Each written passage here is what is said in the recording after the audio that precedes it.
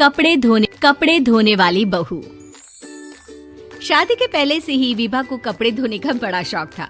कभी नल के नीचे तो कभी तालाब के पास। अरे मेरी नीली वाली लुंगी नहीं दिख रही है। विभा की अम्मा कहाँ रखी है लुंगी? अरे वो तो विभा ने परसों ही धोकर रखी थी आपकी अलमारी में। देखो वहीं होगी। वो ना मैंने आज धो दी, मुझे लगा कि गंदी हो गई होगी। अरे कैसे गंदी हो गई थी? उसे तो मैंने पहना भी नहीं। हे भगवान, इस लड़की के कपड़े धोने की आदत से परेशान हो गया हूँ मैं। जितना तो घर में राशन नहीं आता उससे कहीं ज्यादा डिटर्जेंट पाउडर का खर्चा है। इसकी शादी करवा दो, शादी। जाए अपने घर में ही करे काम, फिर चाहे घर के कपड़े धोने हो या पूरे गांव के। हाँ ठीक बोल रही हो, देखता हूँ मैं कोई लड़का। वो दिन भी आ जाता है जब विभा को देखने लड़के वाले आ जाते हैं। लड़की मुझे अच्छी लगी। होने वाली सास कहती है, बेटी अगर कुछ पूछना है तो पूछ लो। वैसे तो हमारी लड़की बहुत ही शर्मीली है, जो बोल दो वो मान लेती है, इसे क्या पूछना होगा। अरे कैसी बात कर रही हो माँ, मुझे इन लोगों के घर रहना है, सवाल तो कई है। हाँ हाँ बेटा पूछ लो ना, क्या पूछना है। आप लोगों के घर कपड़े कौन धोता है?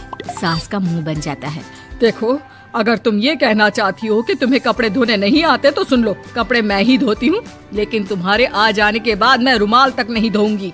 अरे चुप रहना भाग्यवान, बहू बेचारी घर आई नहीं, उसे डराना शुरू कर दिया।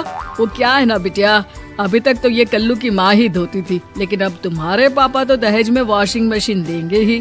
तभी विभा की माँ बोल पड़ती है, सवाल भी पूछा तो क्या। वैसे भाई साहब, मशीन की तो फिर भी कपड़े धोने की कैपेसिटी होती है। मतलब जो बिटिया दे रहे हैं ना विभा, इसे कपड़े धोने का बहुत शौक है। ये आप लोगों के क्या, आस पड़ोस गांव मोहल्ले सबके कपड़े धो दे और उफ तक ना करे।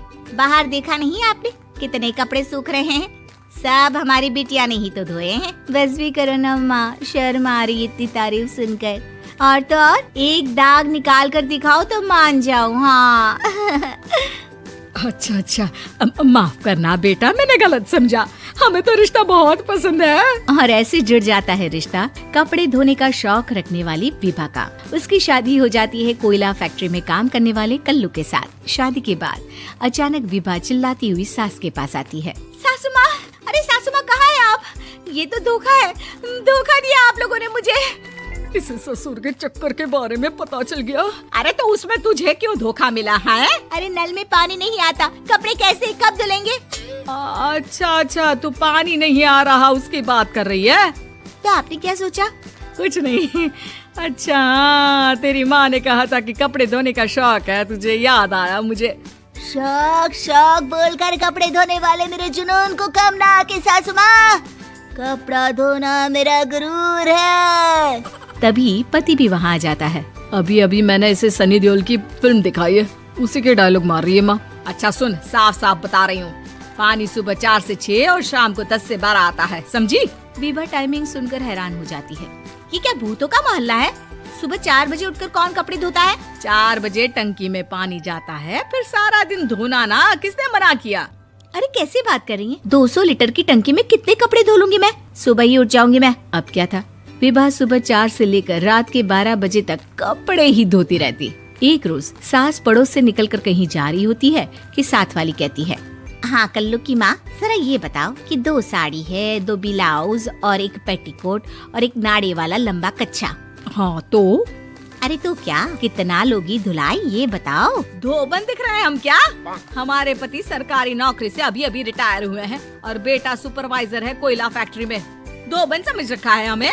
हाय रे कल्लू की अम्मा, माफ कर दो, वो तो मोहल्ले में यही सब बता रहे थे कि तुमने बहू को कपड़ा धुलवाने के काम में लगा दिया है। सास को पड़ोसन की बात सुनकर गुस्सा आ जाता है। वो घर पहुंचती है जहां घर के बाहर ही इतने सारे कपड़े सूख रहे होते हैं जितने कि किसी धोबन के घर पर। अरे ओ कल्लू की दुल्हन, बाहर निकल। माँ जी यहीं आ जाओ, बाथरूम में चादर धो रहे हैं हम। अरे अभी हम धोते हैं, तुमको बाहर निकलो। ये आस पड़ोस वाले बोल रहे हैं कि हम बहू से कपड़े धुलवा कर उसे कपड़ा धोने वाली बना दिए हैं। अरे छोड़ो ना माँ जी, किन लोगों की बातों में आती हो? आस पास के लोगों का तो काम ही होता है कि वो किसी तरह सास बहू को लड़ा दे। बहू सारे घर के कपड़े धोती है, ये क्या कम है? बोलिए।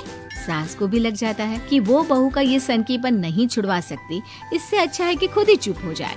एक रोज सास और बहू मंदिर जाते हैं, जहाँ सास की साड़ी वहाँ खड़ी भीख मांगने वाली से मिलती है। माँ जी क्या बात है, की साड़ी उस भिखारन से कितनी मिल रही है ना? हाँ हाँ देखो तो, दोनों की साड़ी मिल रही है। क्या बात है कल्लू की अम्मा, तुम खुद को तो अफसर की बीवी बताती हो और ऐसी सिंपल सी प्लेन साड़ी पहनकर घूमती हो।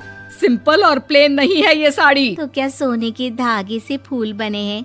कुछ भी सासू माँ, कुछ भी। हाँ, बने थे इस साड़ी में सोने के धागे से फूल। मेरे पति लेकर आए थे मद्रास से स्पेशली मेरे लिए 10,000 की। ताहे भाई साहब इस भिखारन के लिए भी सेम टू सेम साड़ी लेकर आए होंगे 10,000 की। सास उस वक्त तो कुछ नहीं कहती, लेकिन बहू के साथ घर आती है और अलमारी से एल्बम निकाल कर लाती है। ये साड़ी देख रही है, ये वही साड़ी है जिसे मैंने अभी पहना था। इस साड़ी में ये जो चमकदार फूल दिख रहे हैं ना, ये सोने के धागों से काढ़े गए हैं। लेकिन तू लोकल वॉशिंग मशीन ब्रश से घिस घिस कर सारे फूलों को निकाल कर साड़ी प्लेन कर दी। मुझे माफ कर दीजिए सासू माँ। और तो और, जब मैंने तुझे तेरी गलती के लिए कुछ नहीं कहा, लेकिन तूने तो सबके सामने मेरा मजाक ही बना दिया। क्यों? बहू को समझ में आ जाता है कि अब से उसका कपड़े धोना बंद।